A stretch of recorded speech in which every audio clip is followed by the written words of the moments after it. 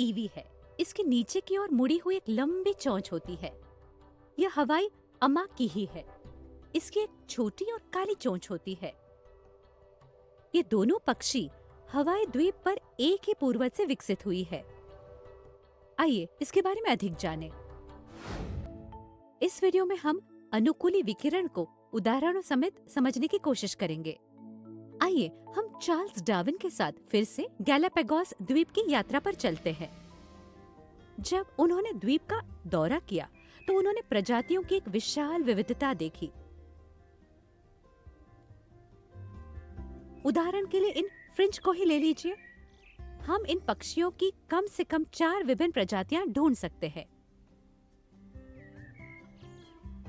ये छोटे पक्षी लगभग एक जैसे दिखते हैं, लेकिन इनके पोषण के तरीके अलग होते हैं।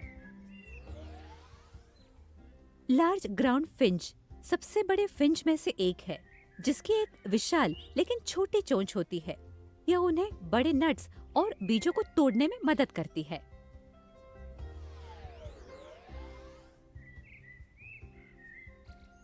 कठफोड़वा फिंच अपने भोजन के लिए औजारों का उपयोग करता है और अक्सर आर्थ्रोपोडा जैसे कि शलभ को खाता है। ग्रीन वॉबलर फ्रिंच की चोंच सबसे पतली होती है और यह कीटों को खाती है। शाकाहारी फिंच की चोंच चौड़ी और मोटी होती है। ये कलियों और पत्तियों को खाते हैं। इन फिंच की चोंच के आकार और आकृति में परिवर्तन दिखाती है। फिर भी ये एक मूल बीज खाने वाले पक्षी से मिलते जुलते हैं, जिसके कारण एक अनुकूलन के साथ ये या तो कीटभक्षी या फिर शाकाहारी फिंच बन जाते हैं। इन अवलोकन के आधार पर डार्विन ने अनुमान लगाया कि 4 प्रजातियां एक ही पूर्वज बीज खाने वाले पक्षी से विकसित हुई है। ऐसा विकास जहां एक प्रजाति वस्तुतः विभिन्न आवासों की ओर विकिरण करती है और एक ही भौगोलिक क्षेत्र के भीतर अपने नए स्थान के अनुकूल हो जाती है, अनुकूली विकिरण कहलाती है। अनुकूली विकिरण में जीवों का तेजी से विविधीकरण शामिल है और यह माना जाता है कि यह एक अलग क्षेत्र या क्षेत्र में सीमाबद्ध होने के कारण उत्पन्न होता है। और अधिक जानने के लिए आइए हम ऑस्ट्रेलियाई द्वीप की ओर चलते हैं। ऐसा अनुमान लगाया जाता है कि ऑस्ट्रेलियाई मार्सुपियल्स एक ही पूर्वज से उत्पन्न हुए हैं, जो अपने नए आवास के लिए बेहतर अनुकूलन के लिए विकसित हो रहे हैं। विकिरण उत्पन्न करता है एक ग्लाइडर प्रजाति को, जिसे शुगर ग्लाइडर या फ्लाइंग फ्लेंजर कहा जाता है।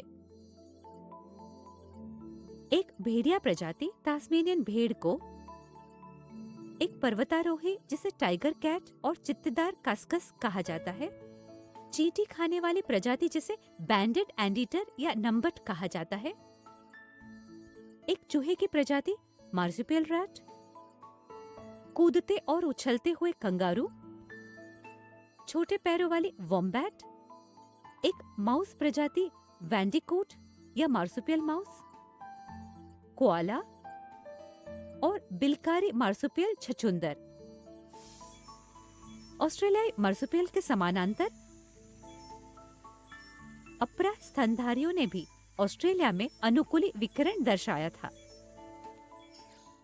ऐसा ही समानांतर विकास देखा गया, जैसे कि फ्लाइंग फ्लेंजर और फ्लाइंग गिलहरी में,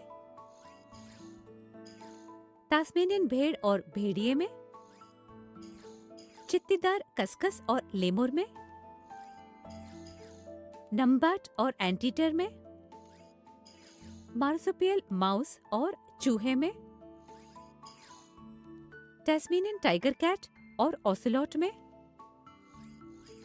और मार्सुपियल छछूंदर और छछूंदर के बीच। जब 2 ऐसे समानांतर विविधीकरण होते हैं जो 2 संगत प्रजातियों के बीच समानता दिखाते हैं, उसे अभिसारी विकास कहते हैं। सारांश: अनुकूली विकिरण तेजी से होने वाले विकास का एक प्रकार है, जहां एक प्रजाति वास्तविक रूप में एक ही भौगोलिक क्षेत्र में अलग अलग जगहों की ओर बढ़ती है और विविधता लाती है। यह गैलापागोस द्वीप पर डार्विन द्वारा देखा गया था, जहां उन्होंने एक सामान्य पूर्वज से उत्पन्न हुए फिंच के विविधीकरण का अनुमान लगाया था, जैसे लार्ज ग्राउंड फिंच, कठफोड़वा फिंच, ग्रीन वॉबलर फिंच और शाकाहारी फिंच। एक ही पूर्वज से निकले हुए ये प्राणी sugar glider, Tasmanian wolf, tiger cat, numbat, marsupial rat, kangaroo, wombat, marsupial mouse, koala और मार्सुपियल छछूंदर सहित ऑस्ट्रेलियाई मार्सुपियल एक ही पूर्वज से निकले हैं। ऑस्ट्रेलियाई मार्सुपियल के समानांतर अपरा स्तनधारियों ने उड़ने वाली गिलहरी, भेड़िया, लेमर, एंटीटर, माउस, बॉबकैट और छछूंदर विकसित करने के लिए विकिरण किया। जब दो ऐसे समानांतर विविधीकरण होते हैं जो दो संगत प्रजातियों के बीच समानता दिखाते हैं,